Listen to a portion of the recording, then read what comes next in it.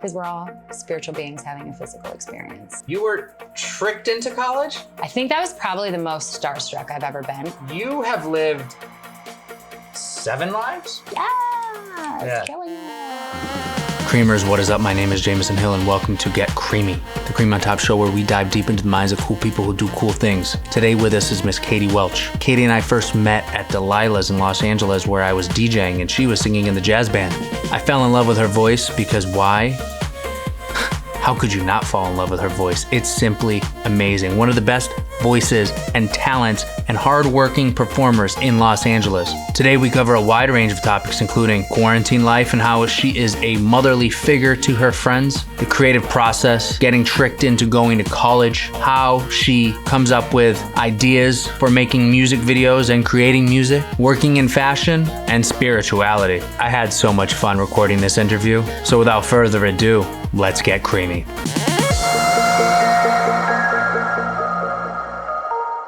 Take your shoes off, stay a while. Oh, can I stay a little bit? Get comfortable.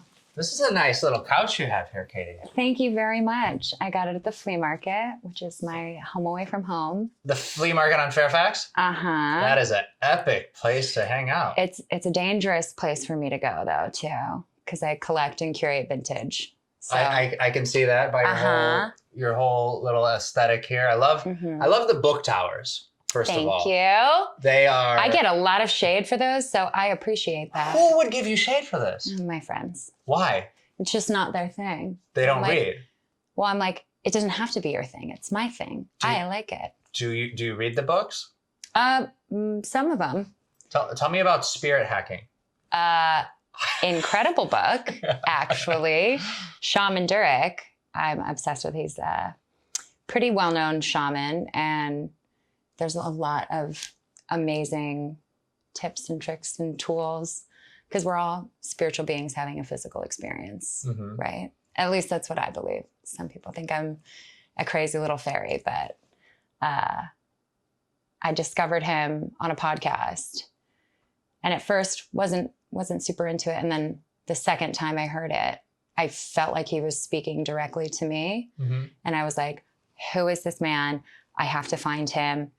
Looked him up, got his book. And then a few days later, a friend of mine who also works in like the wellness, spirituality, healing world, sent me a flyer. He's doing a conference and Shaman Durek was the main event. And so I met him just like a week later, which was pretty magical. I love how things happen like that sometimes. When you're in the flow, baby. What do you have? Maybe like one little tip or one sort of tidbit from the book that you can share with us? Maybe something that you use in your everyday life. We're all spirit, and spirit is always with us, and always around us, more than we can perceive with our 5 senses. And I think the more you learn to trust that and utilize it, he basically is just giving people, numerous ways to what he calls get lit and live the most beautiful life you could dream of. Because that's why we're here. We're here to have this physical experience for the growth of our souls. What sort of spiritual practices do you put in your day-to-day life? Well, I try and meditate when I can and pray as often as I can. How often do you meditate? When I'm being good, I do it every day. That's not always when you're a bad girl? How life happens. So I fall off the wagon here and there, but... How long do you meditate for? Do you have like a routine that you do? Do you do guided? Do you do unguided? It's always different. Like wherever, I always try and just meet myself wherever I'm at that day. Like sometimes my meditation is yoga because I just need to move my body and like connect to myself. Sometimes my meditation is listening to a podcast. Sometimes my meditation is going for a run. And I think that's where people get really confused with meditation. Like it doesn't mean you have to sit in silence and just breathe for hours and hours. Yeah. Meditation is just disconnecting from our physical bodies connecting to our spiritual beings that we are. Oh, they say, like, you know, as a creative person, as you are, doing anything sort of repetitious, you know, like working out, like doing a little bit of cardio, maybe doing yoga, maybe listening to, you know, like a podcast that you already sort of know what's going on, that's when you kind of develop the creative juices and get the ideas. That's would you say that's true for yourself? Absolutely. I've been trying to figure out how I can set up like a little rig in my car, because I actually a lot of times drive in silence, because that's where some of my best melodies and music come to me. I'm an air sign. I'm an Aquarius. Okay. So like I like to move. Moving is my thing. I cannot sit still. I cannot like laying on the couch. Maybe if I'm hungover or something, I can like lay on the couch all day, but very rarely do I like to, you know, sit around and do nothing. So quarantine was interesting. How have you been keeping busy? How have you been creating, or what's tell us about what you've done in the past few months? Well, I did take some time to like melt into my couch, watch some shows. Nice couch. And oh, thank you. This is not the cozy one. I have a way like hug from a cloud couch. That's where I really, you know, settle into. Right. But my roommate and I basically renovated most of my house, painted, landscaped, did all of that because we both like to move. And it was a really cool opportunity for me as someone who is always busy, always doing something, always going somewhere. It was a huge blessing actually for me to be forced to just sit and be present with myself and my feelings and everybody else's feelings, because everyone is, you know, so confused and scared. And this is a crazy, crazy time that we're all living through, but being able to find, you know, how to connect with people, even though we can't physically be together, and figuring out how to accomplish, you know, things you had set in motion when every way you had to keep them in motion is gone. Like for me, every way that almost everything that I do went away overnight. Sure, absolutely. Like how I survive, I perform at a lot of like jazz clubs and private parties, and I host a singing competition in West Hollywood, and overnight, all of it went away. And they'll probably be some of the last things to come back once, you know, we all get clear of this pandemic. So for me to sit, and I've never been very good at like the internet or social media. I'm very good with people in person, real life. I could talk to anyone. As soon as I put my phone up, I'm like, I got nothing, you know? But now that's what you have to do. And so it's helped me in that area immensely. Just realizing behind that screen are all the people that I used to love seeing their faces. I can still do that. It's just a little bit different. Now, the other day when we were sort of preparing for this conversation, you described yourself as a bit of a mother, but you don't have any children. I do not yet. Yet. And accepting applications. How would you say your motherly aspects of your personality came out during this pandemic? That's a great question. For me, I mean, I think I get it from my mother and my grandmother. I just have like an innate nurturing spirit and the need to take care of others and help others and make sure people are okay. And so like we set up my entire backyard, like a little cafe almost, so that we could have friends over, but like be socially distanced and everyone could be safe. We would all like order our own Postmates to keep it all safe. But I mean, to me, human connection is so important. So absolutely. I was like, how can I provide an opportunity for people to like see each other while still being safe and following guidelines and doing all of that. So that was like something really cool that we did. But I'm always just, I don't know, I can't help myself but to like make sure everyone else is okay. That's amazing. Thank you. So talk to me about the making of the new Renaissance, which is your upcoming EP. Part 1. I'll have part 2, I think, still, because nobody really listens to albums anymore. Yeah. Like it's very much a singles game, a singles world. That's where music thrives, sort of in the streaming in the algorithm. In the ether of whatever. But to me, I grew up on the greats, you know, Celine and Whitney and the Jacksons and Prince and Stevie Wonder and Cher and everyone. And I loved, I'll never forget, my dance teacher was obsessed with Janet Jackson. So we did this, she had this spoken word and we had a whole performance piece to it. And that's when I really understood making an album and like what a whole story arc could be. And I think Beyonce still does a really good job of, but she's Beyonce and she has the fans to receive it. But I wanted to make a project that wasn't just one thing. It was all the parts that make me me. So it very much can all go out as singles because every song is very different. But I wanted to pay tribute to all the different styles and genres and vibes that made me the artist that I am. Yeah. Which is extremely eclectic. So.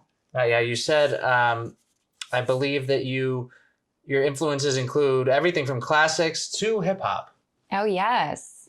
Like I said, I grew up dancing. So, I mean, Broadway show tunes to classical music to 90s hip hop. We really did it all. And I danced competitively, so I was at my studio 4 to 5 times a week. Oh, wow. Yeah. You know, hours and hours after school. And we were doing all kinds of dances and routines. So I was exposed to a lot of different kinds of music then. And I think also as a dancer, dancers like feel music a little bit differently because it's how we express. And so when I was making this album, it was really important to feel it as like the dancer in me. Yeah. I wanted to have songs that really like made me want to move because I felt like make everyone else want to move. Absolutely. My past project was a little more jazzy, cinematic pop soul, like moody vibe, which is just where I was at. So this one I wanted to kind of turn up the notch a little. Yeah, I know being a dancer and that sort of a performer takes a lot of self-discipline. Does any of that discipline and rigidity, I would say, from being a dancer rub off in how you make music or how you approach music as a career? Yes and no. I think I could, because it's what I love to do, it doesn't feel like work. Like I love doing what I do. I love performing. I love making songs to share with people. I love the entire creative process. Like I've had a very heavy hand in all of my music videos, all of my artwork, everything, because the whole creative process, that's what fills me back up. Yeah. So. And your music videos are very big. Thank you. You don't nothing's spared. Check out her music videos. They are very lush and lavish and very much, I would say Hollywood style productions, artistic productions, very, very high quality artistic visions. I got very, very lucky that I have just remarkably talented friends that just wanted to pull all their favors and put our heads together and make something that we could all be proud of. Yeah. Which is what's happened every time I've had the opportunity to make something. that's kind of the beauty of living in Los Angeles. Everybody's extremely talented. Yeah. So it was a journey, but my last project, like I had 4 different directors that all met together and we figured out a storyline to tie, every song and video together. And it was a really beautiful experience to watch other creatives be like, okay, well, this is what my vision is. How can I tie your vision into my vision so that the full vision is one thing? Wow. Yeah. That's amazing. I don't know how other people think of directors, but I think some people probably think of directors as sort of like solo, solo artists or solo warhouses, and you have to build your army below you. And that's amazing that you got everybody to sort of collaborate. Much so, I guess it's on a TV show, some episodes you have different directors and whatnot. Mm-hmm. So that's kind of cool. You have a lot of people who have a vested interest in your career, in the products that you're building. I think I do. I'm very, very fortunate and very grateful for the pool of talent I have. Will you be doing any visuals for the upcoming EP? Absolutely. So we did a lyric video, music video already for the 2 singles that are already out, Beg for It and Warm It Up. Mm-hmm. And we are currently in the works on the lyric video and music video for Sober. Sober just came out like a day or 2 ago. Yes.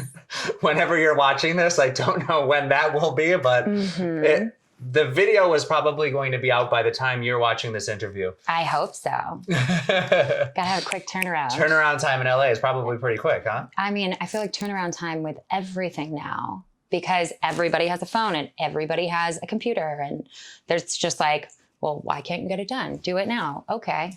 And with quarantine, nothing else is happening. I've experienced everything moving very quickly.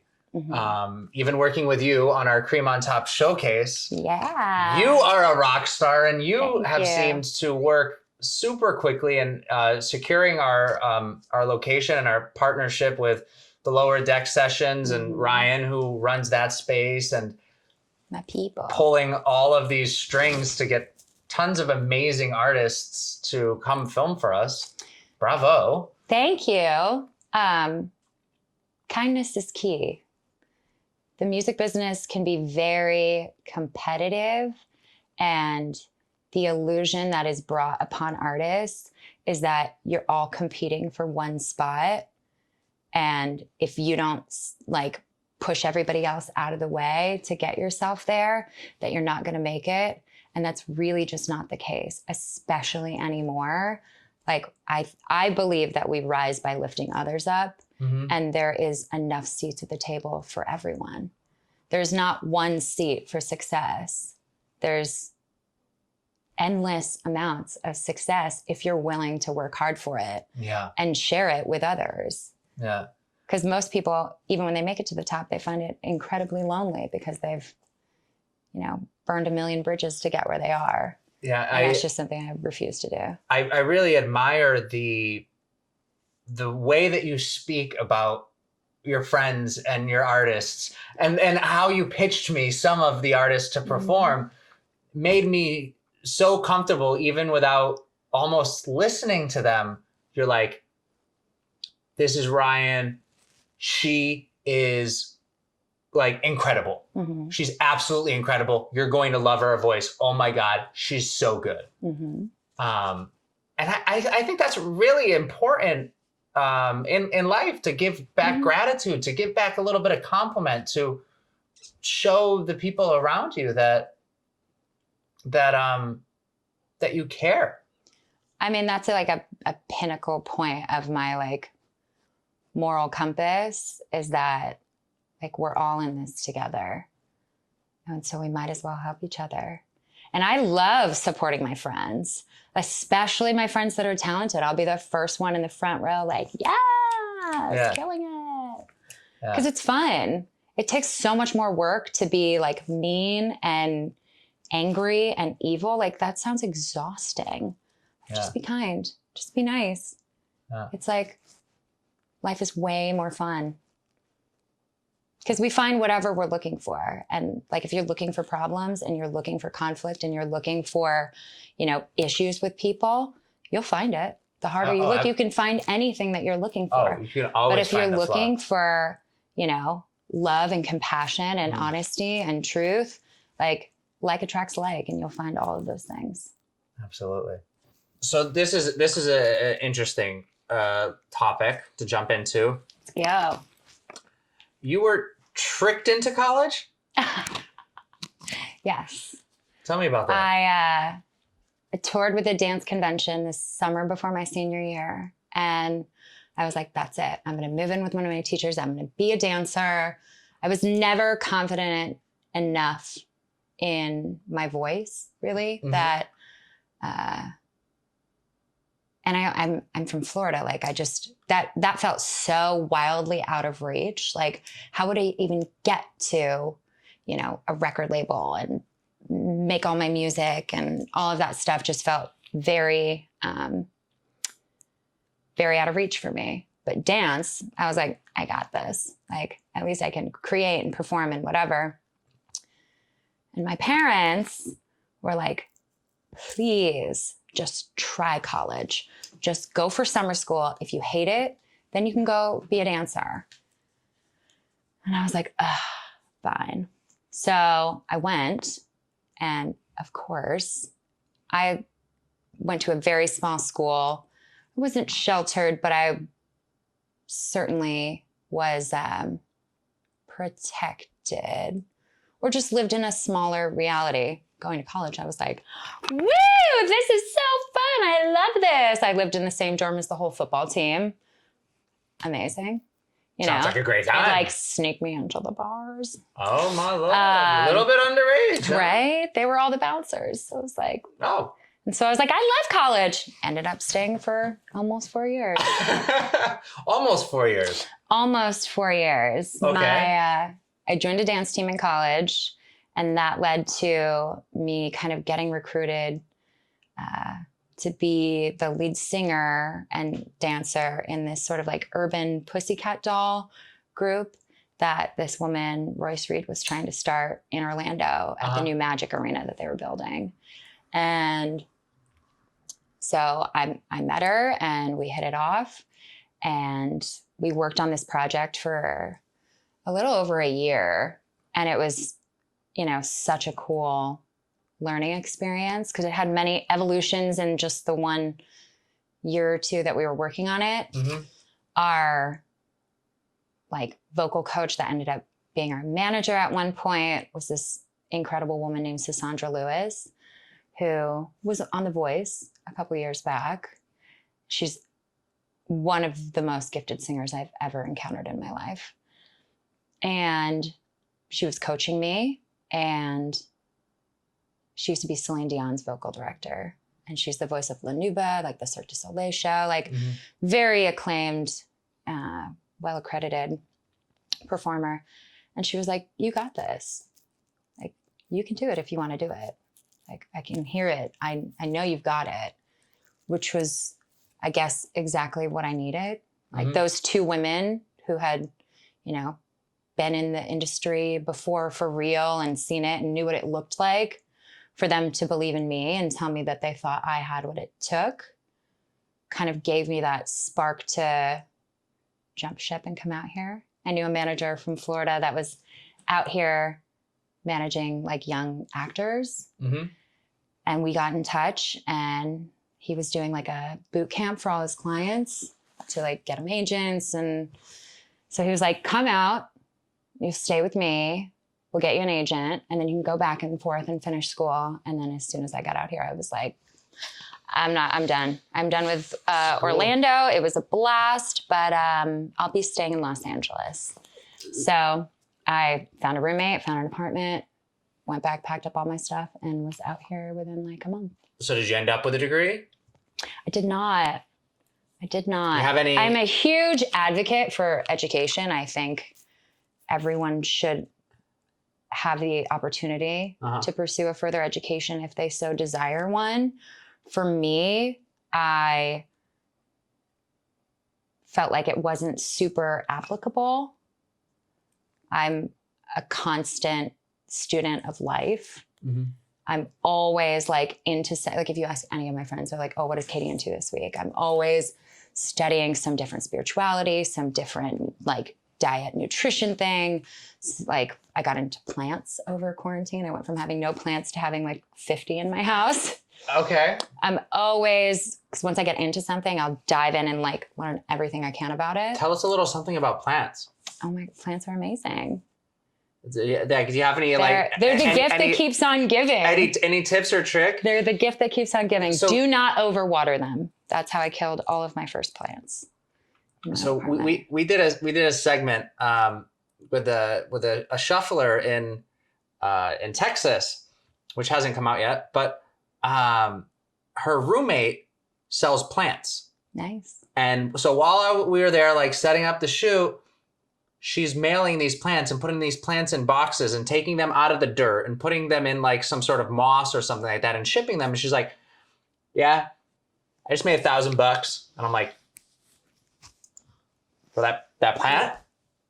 And apparently there's some Facebook groups with some like How's YV type ladies and or men that are buying ridiculously expensive rare plants. And it is totally a thing. Wow. I'm talking real money. I might have to dabble in that. And it, listen, I love a... Listen, if you go broke... I love a side hustle. If you go broke buying plants, please don't blame me. Okay, no. If you become addicted, because maybe Well, but if you could the best part it. of plants is propagation. That'll tell you. Like I have a spider plant, which are those sort of like leafy green. There's one over there. But those spout off little babies and you can clip them off. I put them in like a little jar full of water and let the roots grow down. Mm-hmm. And then you can, once they're good and long and ready, just pop them in some soil with little worm castings. And then you have a whole new plant and you can just continue to do that over and over and over again. So my roommate and I were doing that for the succulents are really easy to propagate. Spider plants are really easy to propagate. There's so many videos on YouTube. I don't need to like give people a lesson. Yeah, this video does not have to be one of those videos that tells us how to work on plants. Unless you want to hear more about plants, then you should probably swipe up. I mean, you should probably leave a comment or a swipe up or whatever it is you could do these days on YouTube. Right. You have lived 7 lives? Some may say. Now, all my friends like to joke that I've just already been like 7 different people in my one fairly short lifetime. Uh-huh. Because I think I'm just a really expressive, creative person. So there's been many incarnations of Katie Welch throughout the years. And people love going through my old like Facebook photos to like sorority Katie or like hip hop dance team Katie, or even when I first moved out here, when I worked in fashion, where I like only wore black and I had like a short blonde bob and it was very like fashion. Tell me about that. Tell me about your first experiences as an assistant to a fashion buyer. Yes. I'm correct? Yeah. Yes. And this was your first job in Los Angeles? One of them. It was my first like career shift because I moved here to do music, obviously. And, was working with some really big camps and doing some cool things and just kind of saw like the dark underbelly of the industry, which is unfortunate, but we all know exists. And I knew that I loved music and performing, but I was looking around at what I was seeing was success. And I was like, I don't know if that's what I want. And so I walked away for a little bit and became a yoga teacher. Mm-hmm. And that experience of training to become a yoga teacher had gotten me to the most grounded and like centered, self-realized place I had ever been in my life up to that point. And before I could even get hired at a yoga studio, this job came up in fashion, which I've always loved. And so I started to do that. Amazing. So I believe you got to travel all around the world. I did. It was very, very cool. It sounds insane to say that, just like landed in my lap, but that's always kind of, I'm very, I think, open and trusting of the universe and, God's plan for me. And so I always, if I feel like something is right, I'll be like, yep, let's go. And so I found myself, sitting at these fashion shows in Paris and New York and just kind of living this insane reality that was wildly different from, the Florida girl that I grew up as, the dancer I wanted to be, the musician I wanted to be. It's all very me, but I think anytime I would, step into like my character, it was like another path on my way to like self-realization of who I actually am. Because you really like try on a whole outfit to see how you like it. And then maybe you edit and you take some things off. And that's how it becomes, what you walk out the door with. Did any of the fashion and that fashion world and, sitting front rows and being in Paris fashion weeks and whatnot, or being at them, did any of that bleed or make its way into the music? Any songs that are about sort of anything that may have happened in that area of your life? I definitely have some songs about who I was and what was happening in that moment. But what it also really did for me is it allowed me to build these really, unique and special relationships with these incredible brands. Like Vivienne Westwood has been super supportive of the brand. And some of the people that work for Vivienne Westwood, they threw a concert for me on their rooftop of their like Melrose store, which was incredible. And we want to do some more things together because Vivienne's the coolest. Yeah. I met her in the showroom and I think that was probably the most starstruck I've ever been because she's never in the showroom. Like I walk in and I'm going through all the clothes. They're all on racks because as a buyer, you go through and you select from the collection what's going to be carried in the stores. Sure. So I'm walking around and I like look past a thing of clothes and there she is. And she looks at me and I just go, she goes, are you waving at me? And I was like, uh-huh. And I got to like give her a hug. She was so nice. And it was just a very cool experience because she like invented punk. Like she's the ultimate. She's so cool. So I had some very cool moments like that and just got to learn a lot about textiles and fabrics, and which I've carried into the vintage side of Katie Welch and what I do. It's cool. Amazing. Fashion's always been a big part of my life. I've always loved it. I would make my own clothes in high school because my mom didn't want to buy me an Abercrombie jean skirt. She thought they were too short.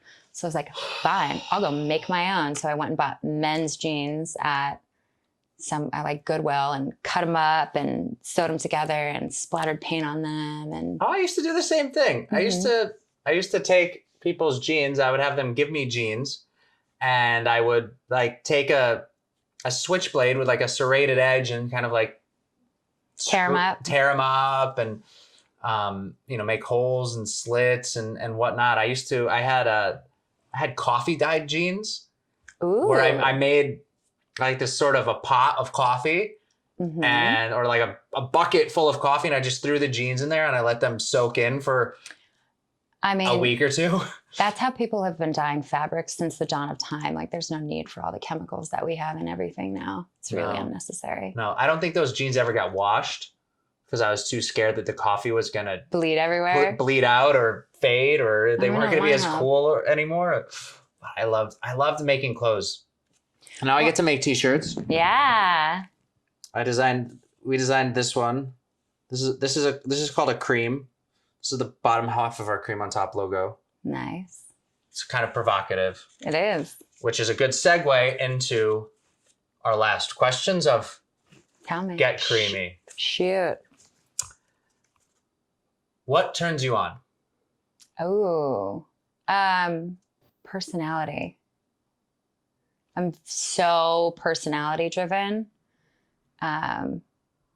There's aesthetic things that like I prefer, I guess, in people, but there's nothing like a good personality and like someone that can make you laugh or whatever. That's so much more important to me than like how somebody looks or, you know, what they have, or it just matters more to me who they are. Yeah. So it's very subjective because like it's different for every person. Sometimes the way someone touches me will turn me on, or sometimes the way I watch somebody treat other people will turn me on. Sure. What turns you off? Ooh, too much ego, or the inability to like humble yourself.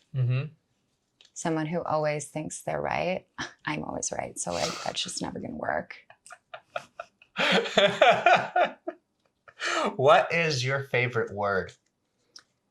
Ooh, probably fabulous. It's a great word. Gorgeous, fabulous. It's like part of my everyday conversations. What's your least favorite word? I don't know, like hate. Hate? So unnecessary. It's very, very unnecessary word. Is there a word that like I don't like? I think I'm not really weird about that. I think the most popular unliked word is the word moist. Yeah. Like I'm not a huge fan, but like it doesn't really bother me. I'm like a pretty verbose person and I have like, I guess, a unique vocabulary because people are always like, what did you say? But yeah, you definitely. So I love language. I love words. Like it's storytelling and words are so powerful. That's another thing. That's actually the most important takeaway from spirit hacking. Words are so important. Not just the way we speak to others, but the way that we speak to ourselves. Because words are spells, whether you choose to believe that or not. The word abracadabra literally means I speak it so it is. Oh. So if you're out there saying like, well, I can't do that, well, then you won't be able to. You're cursing yourself. Yeah. Energetically with the universe. Right. Absolutely. It's not, I can't do this. It's how can I do this? Because nothing is impossible. The limit does not exist. Absolutely not. I'm 100% agree with you. What trend do you love? Ooh, I mean, so many. Like, there is almost no trend that I won't try on because I love it. I love it. I love expression. Like, fashion is what we say to the world before we say anything, you know, what you're dressed as and whatever. So there's definitely been some misses. Like, what do I hate? You totally knew what my next question was, didn't you? What? What trend do you hate? Nice. Well, I hate to say that I hate anything, but there's definitely things I enjoy less than others. I didn't enjoy the like orthopedic shoe trend that was happening. That was until I tried it on. And I was like, oh my God, thank you. Whoever made this hideous shoe popular because they're so comfortable. Really? Oh, yeah. Here? Oh, yeah. Funny story. When I came to LA 5 or so years ago, I'm coming from New York and I'm wearing these like, what are they? Oxfords. Okay. So I'm wearing these Oxfords and my roommate at the time, he goes, dude, we got to go shoe shopping like today. You can't be wearing those where we're going. Around LA. They're not going to let you in. He's like, you need some Vans. Yeah. So that was very funny. And that brings me to our last question of the day. Shoot. What comes to mind when you hear the phrase cream on top? Cream of the crop, the best of the best to me. Very good. Yeah. the best, the best. Absolutely. Katie Welch, thank you so much for Yeah, joining thank us you. and sharing us about your life and Thank you. how you've gotten here, and a little bit about how you make music and how you've traveled the world, and how to make friends and be a nice person. Where can everybody find you on the internet? Or So you can follow me on Instagram. I'm the Katie. I am TheKatie. Most stuff you can find off of Instagram. I got a website.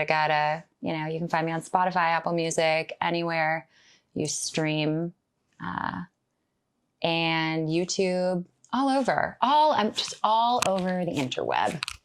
Perfect. Google me. Katie Welch. Katie Welch, baby. Thank you. Thank you. Guys, listen, if you liked this video, give it a thumbs up. If you hated it, then give it a thumbs down. If you want to see more videos like this, then hit that subscribe button. If you want to boss us around or tell us anything or have a question, then you should leave a comment. And if you want to see us doing something that you should not see us doing, follow us on Instagram. Thanks, guys.